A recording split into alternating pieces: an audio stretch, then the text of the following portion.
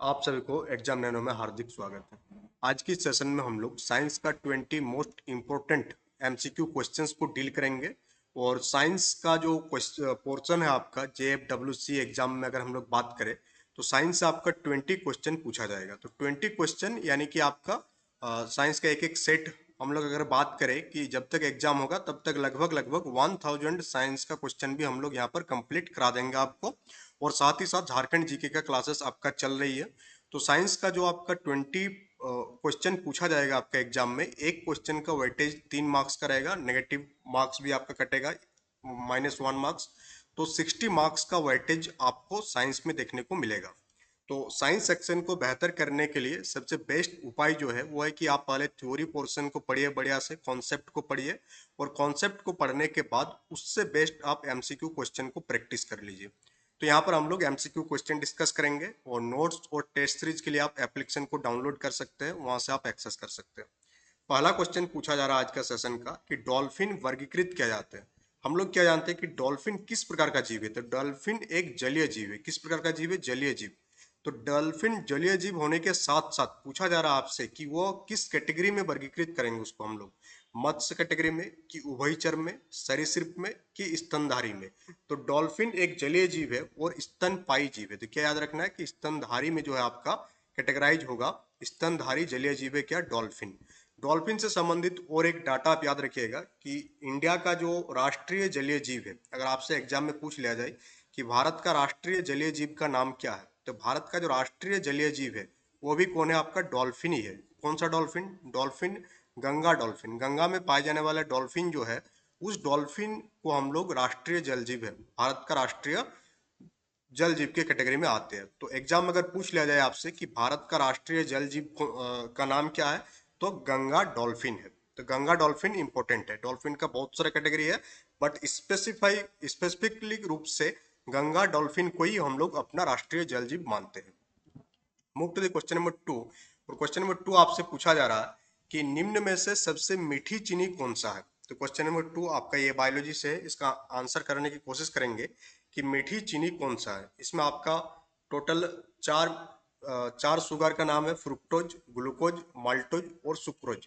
तो इनमें से सबसे जो मीठी चीनी है वो कौन सा है? वो आपका फ्रुक्टोज है। और फ्रुक्टोज क्या है? एक नेचुरल मोनोसेक्राइड है। और फ्रुक्टोज किसमें पाया जाता है अगर आपसे पूछा जाए तो मैक्सिमम कैटेगरी का फल फल में आपका फ्रुक्टोज पाया जाता है। इसके साथ साथ शहद शहद यानी कि हनी, उसमें भी पाया जाता है। इसके साथ साथ आपका जो कुछ सब्जी है उसमें भी आपका फ्रुक्टोज पाया जाता है। अगर आपसे पूछ लिया जाए एग्जाम में कि फ्रुक्टोज का अणुसूत्र क्या है, मोलिकुलर फॉर्मूला क्या है, तो फ्रुक्टोज का मोलिकुलर फॉर्मूला क्या आ जाएगा आपका? वो जो ग्लूकोज का वही हो जाएगा C6H12 O6 हो जाएगा। और ये नेचुरल रूप से पाई जाने वाला सबसे मीठी शर्करा है। तो इसका आंसर क्या आ जाएगा? फ्रुक्टोज। ऑप्शन नंबर ए इसका बिल्कुल सही उत्तर हो जाएगा। Move to the question number 3। Question number 3 आपसे पूछा जा रहा है कि शर्कराओं में सबसे मीठी कौन सा है?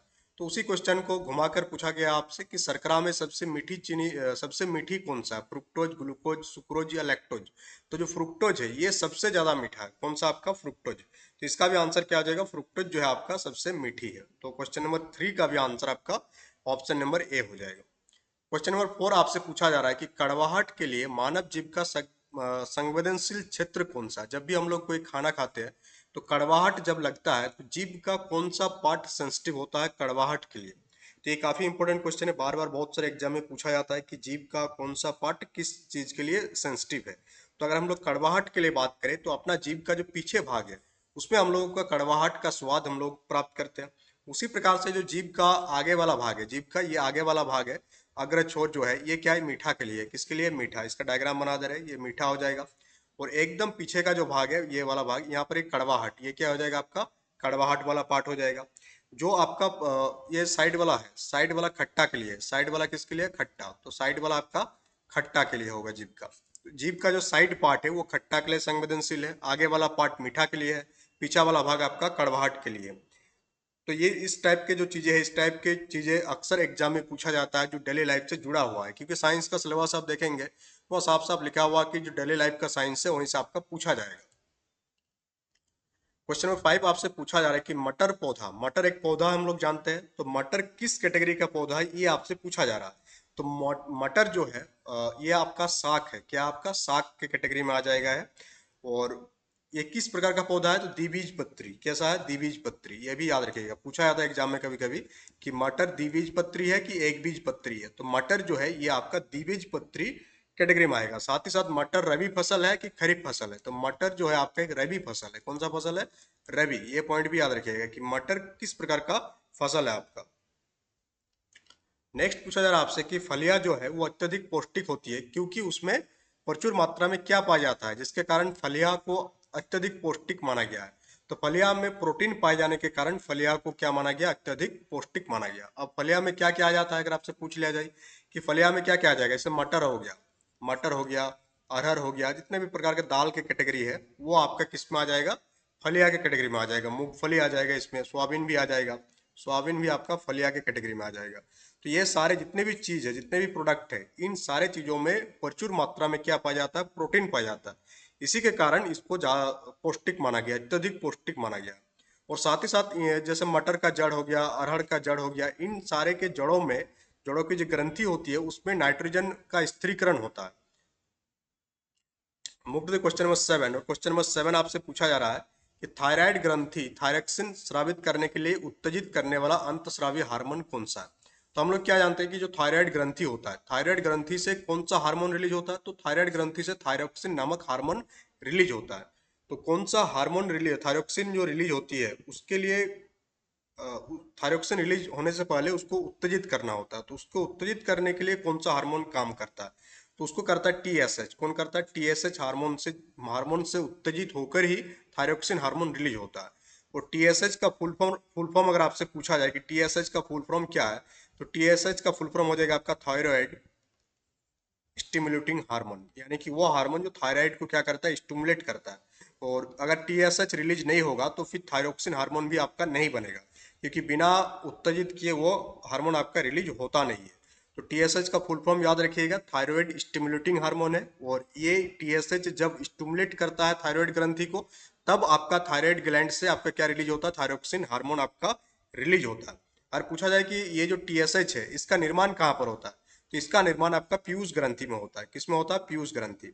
इंडोक्राइन ग्लैंड से लेकर के क्लास आपको मिल जाएगा आपका चैनल में, वहां पर आप देख लीजिएगा। डिटेल में बताया गया है कि अंतस्रावी ग्रंथि किस प्रकार से फंक्शन करता है, कौन सा अंतस्रावी ग्रंथि से कौन सा हार्मोन रिलीज होता है। क्योंकि हर एक एग्जाम में हम लोग देखते हैं कि एक न एक क्वेश्चन जरूर पूछा जाता है आपका इंडोक्राइन ग्लैंड से।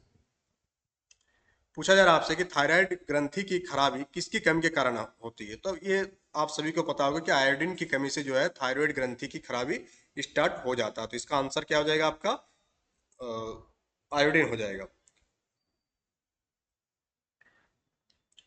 Move to the next question. Next आपसे पूछा जा रहा है कि जब हम बकरी या भेड़ का मांस खाते हैं तब हम लोग किस कैटेगरी का उपभोक्ता बन जाते हैं। जब हम लोग बकरी या भेड़ का, तो उस टाइम हम लोग क्या बन जाते हैं। अगर हम लोग बात करें द्वितीयक उपभोक्ता, तृतीयक या प्राथमिक, तो बकरी या भेड़ खा रहे हैं तो हम लोग द्वितीय उपभोक्ता बन जाएंगे। कौन सा बन जाएंगे, द्वितीय। जैसे अगर हम लोग बात करें कि जो इंसान होता है, मानव, मानव किस कैटेगरी में आएगा, तो मानव जो आ जाएगा सर्वहारी की कैटेगरी में आ जाएगा। किस में आ जाएगा, सर्वहारी। हम लोग मांस भी भक्षण करते हैं और पेड़ पौधे का भी भक्षण करते हैं, तो मानव सर्वहारी में गिना जाता है। जो मांसाहारी होती है, जो सिर्फ और सिर्फ मांस की सेवन करता है, तो उसको किस कैटेगरी में रखा गया, तो मांसाहारी को द्वितीयक, सेकेंडरी कैटेगरी में रखा गया। किस में रखा गया है, तो द्वितीयक। तो यहाँ पर क्या बोला जा रहा है कि जब हम लोग बकरी या भेड़ का मांस खाते हैं तो हम लोग किस कैटेगरी के उपभोक्ता है, तो सेकेंडरी, द्वितीय उपभोक्ता कहलाएंगे हम लोग।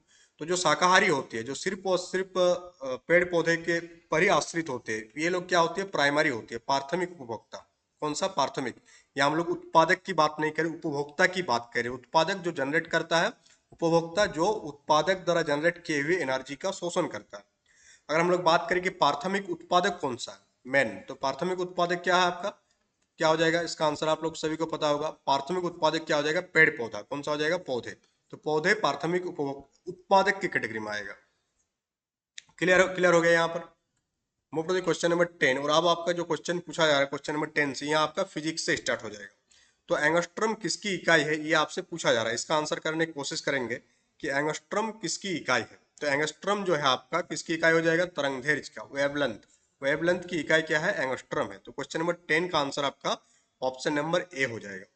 तो इस प्रकार से अगर आप क्वेश्चन को देखेंगे तो एग्जाम में जो क्वेश्चन पूछा जाता है बहुत ही टफ पूछा नहीं जाता, बट अगर आप कॉन्सेप्ट के साथ साथ एमसीक्यू को प्रैक्टिस नहीं करेंगे तो उस टाइम आपके लिए वो क्या हो जाएगा, दिक्कत हो जाएगा क्या, एग्जाम हॉल में जब आप बैठेंगे तो कंफ्यूजन क्रिएट होना स्टार्ट हो जाता है। तो कॉन्सेप्ट के बाद सबसे पहला काम होगा आपका क्या, उससे जुड़ा हुआ आपका एमसीक्यू आपको डील कर लेना है।